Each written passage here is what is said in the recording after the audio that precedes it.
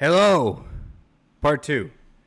Welcome back to the channel, guys. What is up? We're going to be covering Absolute Batman issues 13 and 14. I have the alt covers for those guys, 13 and 14.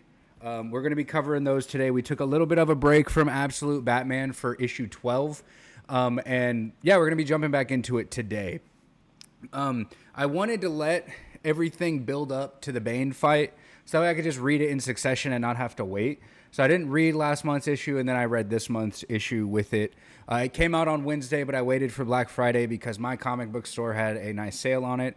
I went up and got like all the way through issue 8 for Absolute Wonder Woman. I got Secret Wars, so we're going to be reading that. Maybe even potentially giving a review on that. That's going to be Jonathan Hickman's Secret Wars from, I believe, 2015.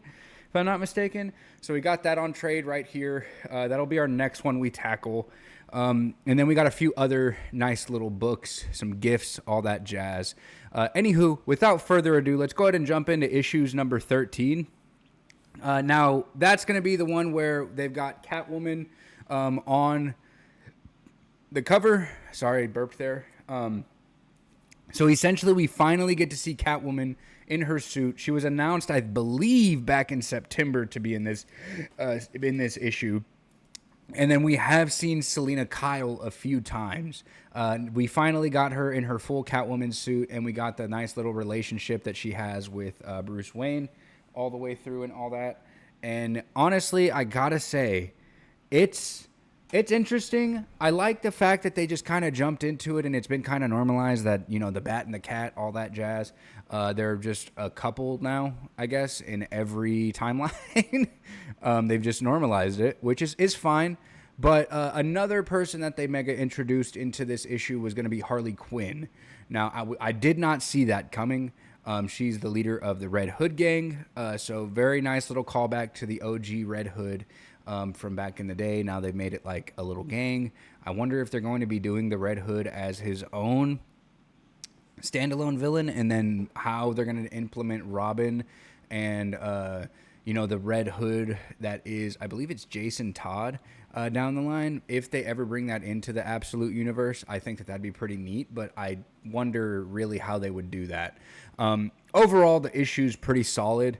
It kind of gives you a hint that Catwoman has essentially done her own whole line of vigilantism and being a villain of her own fruition, which is, you know, a staple for her and her character. She has tech from Black Mask. She has, situations where she's been involved with like Bane and Arkham and all that jazz. And so it's really neat to see that. It definitely gives you a full hint that they...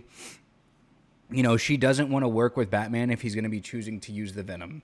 And we already get a off-the-rip note that during his time at Arkham, where he was subdued and injected with Venom and stuff, that it's all still in his blood system. So that was very interesting. I definitely liked the implication of that because I think like a Bane Batman would be fucking sick, especially off that one issue they did a few months ago where we got like a hint of their full-blown plans for Batman if they ever get like their hands on him and actually to keep him.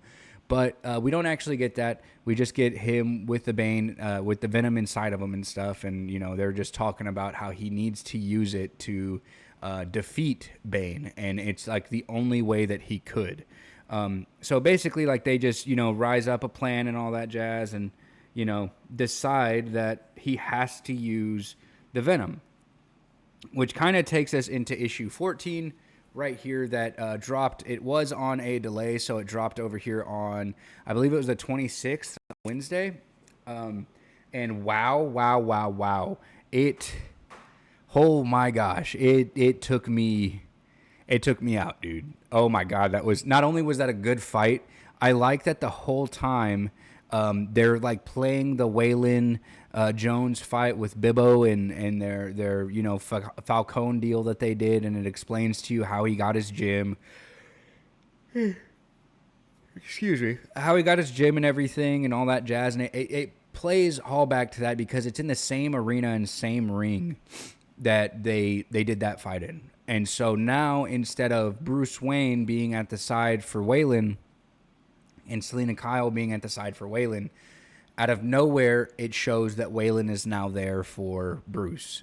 They team up with Catwoman, Harley Quinn, and Killer Croc and Batman, and they all have to take down Bane. And this version of Bane is so interesting to me because it really, it not only, you know, gives a good version of Bane, but it also kind of reminds me of that enemy in My Hero Academia, who can like control the muscle fibers in his body and like expand them and thicken them. And that's essentially what Bane is in this. And that's what Venom does, is it like kind of multiplies their muscle fibers and makes their skin thicker, and that's how they get larger. Enhances all aspects of them, their agility, their healing factor, all that stuff. So I thought that was like super, super neat. But jumping into it, it kind of gets to the business like off rip. It's like 4 pages in, and then it just goes. It's done. Like they're fighting, they're going at it. Essentially kind of looks like if, you know, oh, I forgot Alfred also teams up with him, but you know, he's dope in this universe, but it's just Alfred. It shows like not only the size difference. Remember, this version of Batman is 6'9" and 400 pounds. And when I tell you that he is smaller than Bane's fist, what the fuck? Like, how big is this motherfucker, dude? He's like 20 feet long. It's insane. And I say long because he ain't standing, bro. He's moving like a fucking massive gorilla, a hunk of mass. It's crazy, dude. It is crazy. So, like, they eventually, like, just team up by just bombarding him with attacks and explosions and harpoons and the fucking Batmobile and, you know, just all these different ways, all while it's being live streamed to the people of Gotham City to try and tell them that, you know, essentially they do what all good politicians and good cities do. They sell out the everyday man, you know? And I love the allegory that it has for, you know, like everyday life for normal people, just like in the annual issue #1, how it's kind of like a telling tale of the times that we're in, but at the same time with the twist of it being, you know, a comic book and inside of a comic book universe.